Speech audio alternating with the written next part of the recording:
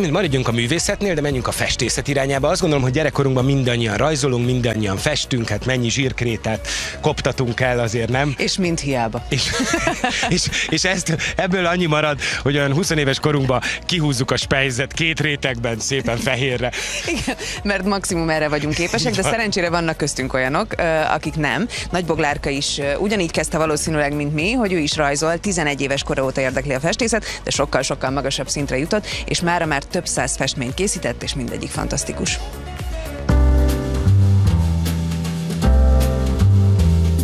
Az olajfestékkel az a jó, hogy ez napokig is eláll.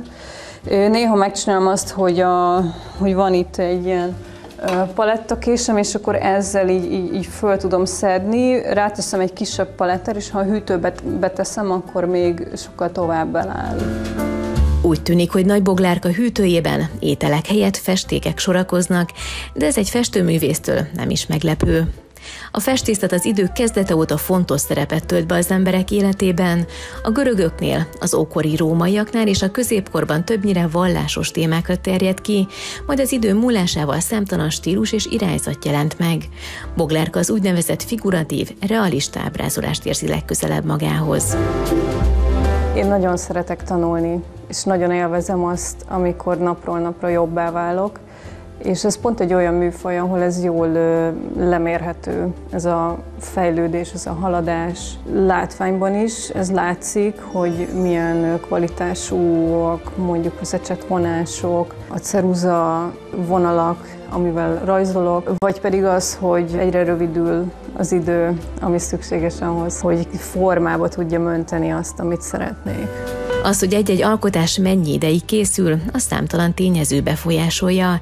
Ilyen a méret, és persze a technika is. Boglárka vékony rétegben fest, ami gyorsan szárad, így van, ami néhány óra alatt elkészül, de olyan is van, ami éveket vesz igénybe. Több 100 festménnyel a háta mögött felmerül a kérdés, miből meríti az újabb és újabb inspirációt. Tulajdonképpen a saját életem történései inspirálnak, az utazások, azok nagyon-nagyon, főleg, hogyha olyan kultúrákat, olyan helyeket látok, ahol mondjuk még nem jártam, és valami nagyon megfog benne, ilyen volt például az Ázsia szériám, évekig festettem ezt a sorozatot is, most úgy érzem, hogy ez most háttérbe szorul, de előbb-utóbb úgyis vissza fogok térni ehhez is.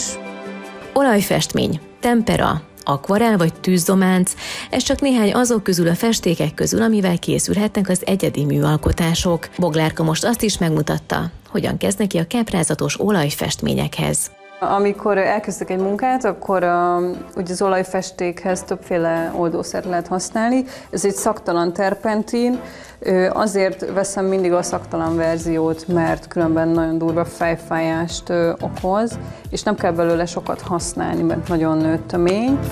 Ezt pedig nem mással, mint lenolajjal szokta higítani, ezzel pedig egy igen különleges, selymes fényt kölcsönöz a festéknek. Ez követi a megfelelő ecset kiválasztása.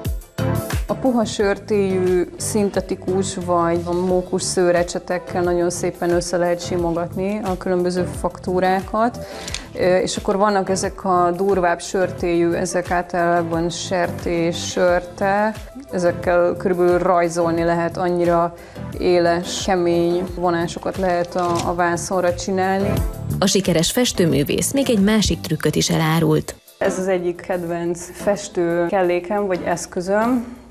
Ez egy festőpálca, Malstick külföldi nyelven hívva. Letámasztom valahova, most direkt nem a vászonra teszem, és akkor megfogom az ecsetemet, rátámasztom a kezemet, és nagyon szépen tudom kontrollálni a mozgást.